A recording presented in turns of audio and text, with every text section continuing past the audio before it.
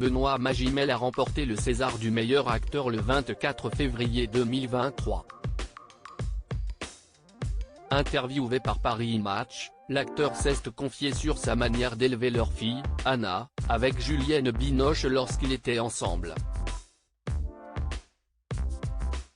Vendredi 24 février dernier, se déroulait la 48e cérémonie du Grand Bal du cinéma français, les Césars. La soirée a été marquée par l'arrivée surprise d'un des plus bels acteurs du cinéma américain, Brad Pitt. La star de Babylone devait remettre le César d'honneur à David Fincher, pour lequel il a joué dans de multiples films, comme Fight Club. Autre moment marquant, Juliette Binoche a interrompu Jamel Debbouze en plein discours d'ouverture. Au cours de la soirée, les acteurs ont été récompensés pour leur travail.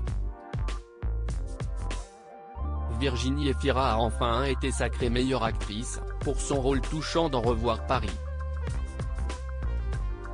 Et Benoît Magimel est entré dans l'histoire, puisqu'il a obtenu pour la deuxième année consécutive le César du meilleur acteur pour son interprétation dans le film d'Albert Serra, Pacifiction, Tourment sur les îles. Vous rappeliez-vous qu'avant Margot Pelletier, Benoît Magimel a partagé la vie de Juliette Binoche?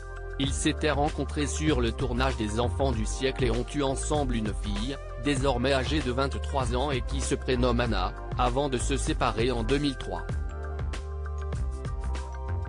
Je veux être un père avant d'être un acteur connu. Interviewé par Paris Match, paru ce jeudi 1er mars 2023 dans les kiosques, le papa de 48 ans s'est confié sur l'éducation de leur fille. Il y a 20 ans, les projecteurs étaient surtout braqués sur Juliette Binoche.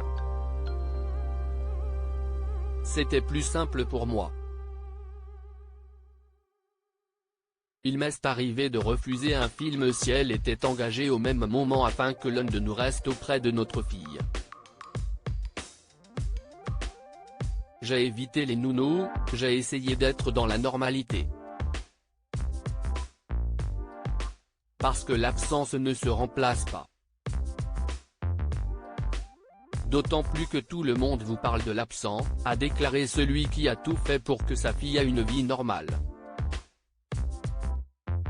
Quand on est absent, on parle de vous en permanence. Et moi, je veux être pour elle un père avant d'être un acteur connu, les mêler le moins possible aux événements et à leur retentissement, continue-t-il avant d'expliquer son propre rapport à l'absence. Mes parents s'étaient séparés, leur relation était conflictuelle, et je passais un week-end sur 2 chez lui. À 16 ans, comme on a le choix, j'ai arrêté de le voir. Des confidences touchantes de celui qui prend son métier de papa bien à cœur.